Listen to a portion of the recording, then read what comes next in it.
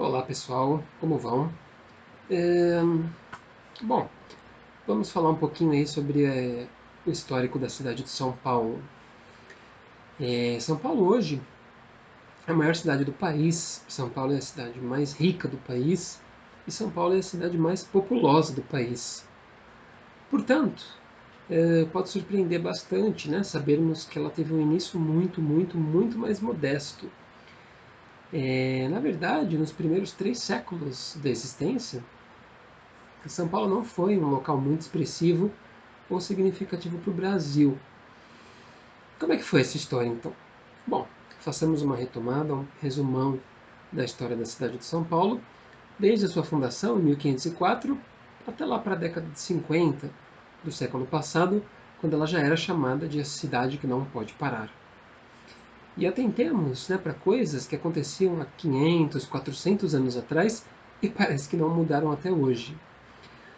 Bom, São Paulo foi oficialmente fundada em 25 de janeiro de 1554. Alguns padres da Companhia de Jesus, jesuítas, entre eles os famosos Manuel da Nóbrega e José de Anchieta, eles tinham construído um barracão no alto de uma colina para catequizar, ou seja, para ensinamentos cristãos aos índios da região. E depois uma igreja, um colégio, e ao redor dessas construções foram se amontoando índios, jesuítas, colonizadores, inclusive os restos dessas construções. Ainda hoje nós podemos ver lá no centro de São Paulo, na Sé, o famoso pátio do colégio. E o nome São Paulo foi escolhido porque no dia em que foi rezada a primeira missa na colina, o 25 de janeiro, pelo padre Manuel de Paiva, é justamente o dia que a igreja dedica a conversão do Paulo de Tarso em apóstolo. Bom, alguns anos depois, começou-se o povoamento da região.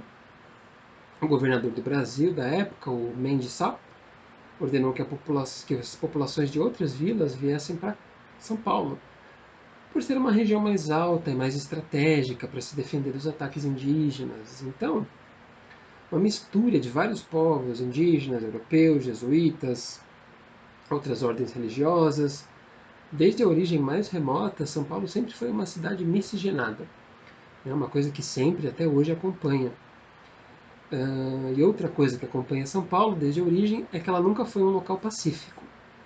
Já em 1562, poucos anos depois da fundação, já haviam intrigas políticas, invasões e mortes.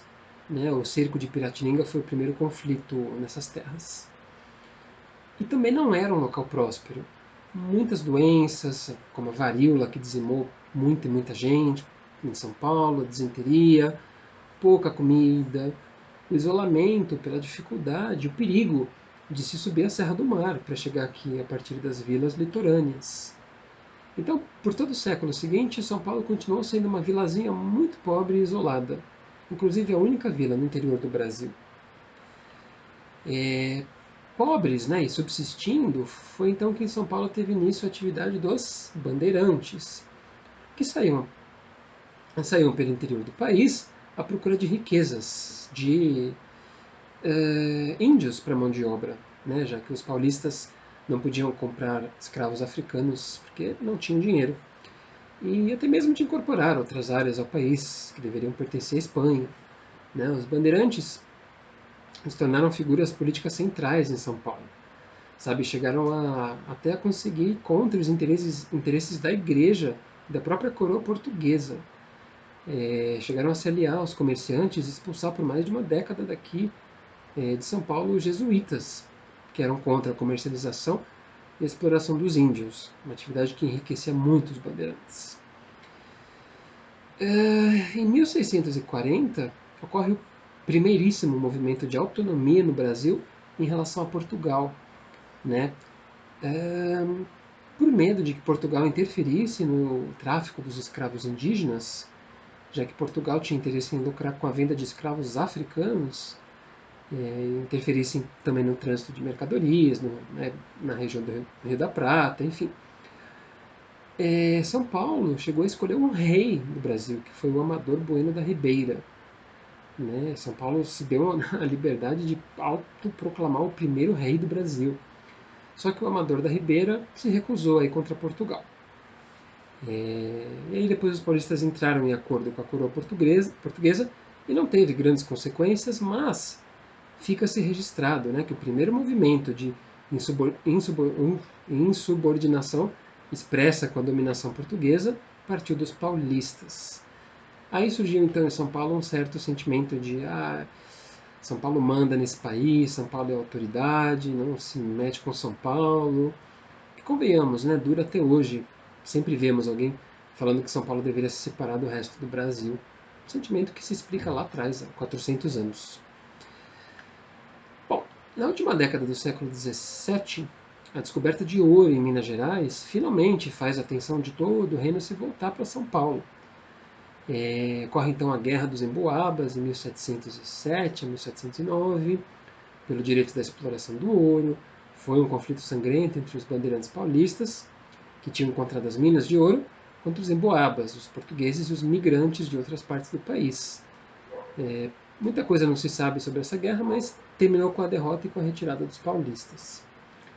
Depois disso, em 1711, é que a Vila de São Paulo passa a ser a cidade de São Paulo, que foi inaugurada, entre aspas, com 9.000 habitantes.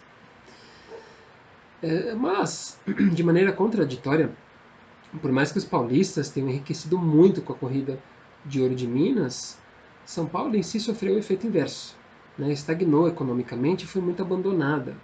Talvez aí se perceba mais um distinto traço do nosso povo paulista, né? Explorar e enriquecer a si mesmo descontroladamente, deixando o coletivo, o social meio de lado. No final do século XVIII, quando o ouro se esgotou, toda a capitania de São Paulo, né, que precisava encontrar uma forma de se reerguer na economia, começou a focar na cana-de-açúcar. A cidade de São Paulo era que mandava toda a produção para o Porto de Santos. Né? Inclusive se construiu a primeira estrada moderna, não sei se poderíamos chamar de estrada, mas foi a calçada do Lorena, né? Que ainda temos alguns trechos até hoje. Junto com algumas grandes fábricas, incentivos do governo à lavoura, né? E aí começou a ficar muito evidente também um outro aspecto histórico de São Paulo, que a define ainda hoje, uma cidade para se fazer negócios, um centro comercial acima de tudo. Aí São Paulo começa então timidamente a querer se tornar uma grande cidade, né, com teatros, cemitérios, jardim botânico, pontes. São Paulo até assume de vez o palco político do país quando Dom Pedro I proclama a independência, né, às margens do rio Ipiranga. Depois disso, e durante o século XIX, São Paulo vai recebendo mais pontos de destaque econômico e populacional.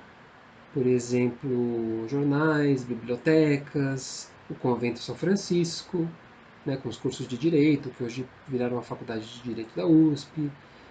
Esse fluxo de acadêmicos exigiu restaurantes, hotéis, núcleos artísticos. O café, vindo do Rio de Janeiro, se tornou lá para 1850, é o maior produto exportado por São Paulo, né, cultivado principalmente no Vale do Paraíba e depois se expandindo para outras regiões ao redor, próximas de São Paulo. Essa economia cafeeira formou uma grande burguesia paulista, né, e a cultura da elite paulista que domina até hoje. Essa iniciativa privada, com bastante dinheiro, né, até começou a investir o que resultou, por exemplo, em várias ferrovias que ligavam a cidade ao litoral e ao interior, né, e mesmo em instituições de ensino privadas, elitistas, algumas das quais nós temos até hoje. Em 1872, aí começamos já o abastecimento de água, de esgoto, de gás, um sistema de transporte de tração animal, depois as linhas telefônicas, e o café continuava em alta. Só que os fazendeiros paulistas ficaram sem trabalhadores, porque os escravos estavam cada vez mais difíceis de se encontrar e mais caros, né, até serem proibidos em 1888. Aí, né, vem um outro fato notável que impacta muito até hoje, a chegada de milhões de imigrantes, muitos italianos inclusive, que foram usados como mão de obra. Né? Nessa viradinha aí do século XIX para o XX, dizem que São Paulo foi demolida e reconstruída, porque o sistema construtivo passou a ser alvenaria, especialmente a importada da Europa, que alterou profundamente o estilo arquitetônico da cidade. Não é à toa que ainda hoje nós temos um certo complexo de que tudo na Europa é melhor e mais bonito. E, bom, já muito mais próximo de hoje em dia, no século XX, São Paulo continuou com um crescimento imenso em urbanização e industrialização. Né? Em 1932, tivemos aí a maior mobilização cívica da história de São Paulo, a Revolução Constitucionalista de 32. Em 1934 surge a USP, a maior faculdade do Brasil. São Paulo também cresceu muito durante a Segunda Guerra. A crise na cafeicultura, no mercado internacional, gerou um surto industrial tremendo. Em 1947, tivemos a nossa primeira rodovia asfaltada, a famosa Via Anchieta. Na década de 50 se inaugurou o Parque Ibirapuera, que hoje é o parque mais visitado da América Latina. Também nos anos 50, o centro financeiro da cidade se mudou do centro histórico, né, que a gente chama hoje, para a Avenida Paulista. E aí, gente, aí já tínhamos mais ou menos a São Paulo moderna. Né? De novo, já nos anos 50 ela já era chamada de a cidade que não pode parar.